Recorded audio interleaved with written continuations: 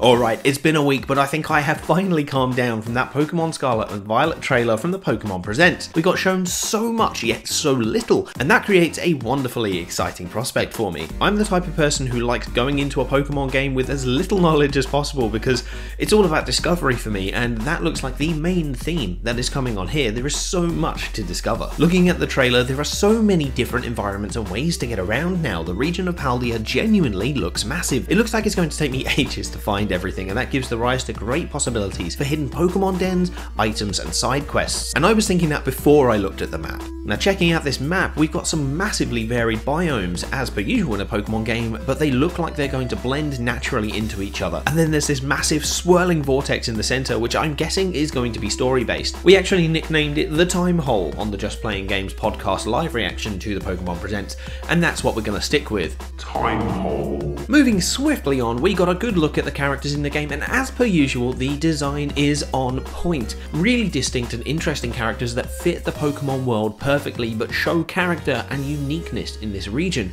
I'm genuinely excited to find the rest of the gym leaders and the champion. And thinking about champions, there was actually something that I was really interested in that the website in the trailer pointed out, which was that it was specifically saying forging your path down Victory Road. Now, normally Victory Road is actually a physical place. Are they actually rewriting the way that Victory Road works? Is it more of a concept? Really interested to see more of that, or whether it's just me extrapolating something that isn't actually there. And another great thing about this trailer that got me super excited is we saw the new gimmick, which is terrestrializing. Some of you may have seen that I predicted the gimmick to be an item that adds a type to the Pokemon. It looks like I was on the right track. It's definitely a marketable, interesting addition to the meta, but I wasn't quite 100% there. Having Terra types is really incredibly exciting for competitive play, and I do wonder if there's going to be a way to tell what your opponent's Pokemon's Terra type is.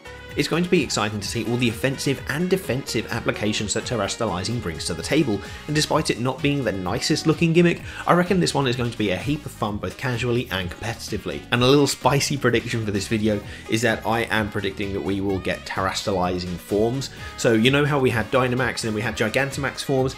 Yeah, they're gonna do the same, and I think it would be like a set type for that Pokemon, but it would like change their ability as well. So essentially it's like a Mega without the base stat boost. I think that's probably how they would deal with that, but that's what I reckon we're gonna see. We saw 3 new Pokemon as well. The confirmation of new regional forms which is kind of a given nowadays, which is fantastic, but we saw our little muddy Wooper boy. He's very happy, very polite. There's Fido, who is cute and squishy mascot bait, and then there's this big fella Satitan. I'm a huge fan of Satitan.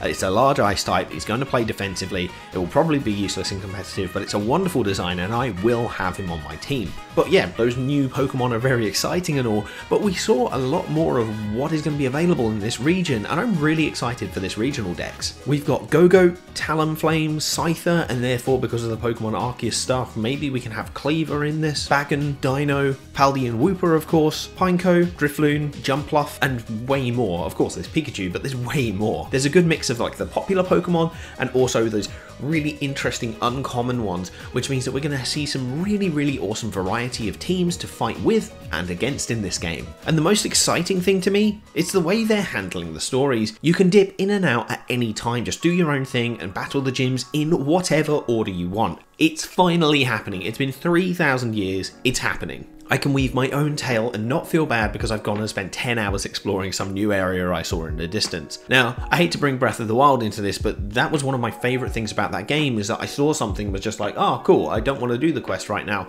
I just want to go over there and check that out, and then I spent hours over there. Seeing that kind of concept being applied to Pokemon is really neat. And there's plenty of intrigue in this trailer as well. Yes, we know that there is the story based around fighting the gyms and becoming the champion, that's cool, but there are 2 other stories, and they haven't really given a huge amount away about it, which is really nice. I reckon this flame thing is to do with the evil team of the region, which is probably going to play into legendaries as a whole. I reckon, I'm not quite sure, maybe it's something to do with the time hole. Overall, this video is part news roundup and part gushing because I'm genuinely excited for this game, more excited than I have been for a Pokemon game in years, and I was absolutely unbearable when it came to the release of Pokemon Legends Arceus. Look, do I have reservations about this game? Well, kind of, yeah. I mean, it's not the prettiest of the Pokemon games in my opinion. I don't think it's really that good looking. I'm not as keen on the art style they're using, the kind of the stylistic thing of the world. That's not going to affect my gameplay much, really, if you know what I mean. Like, people clowned on Arceus for the way that it looked, but that game played fantastic and I had an amazing time.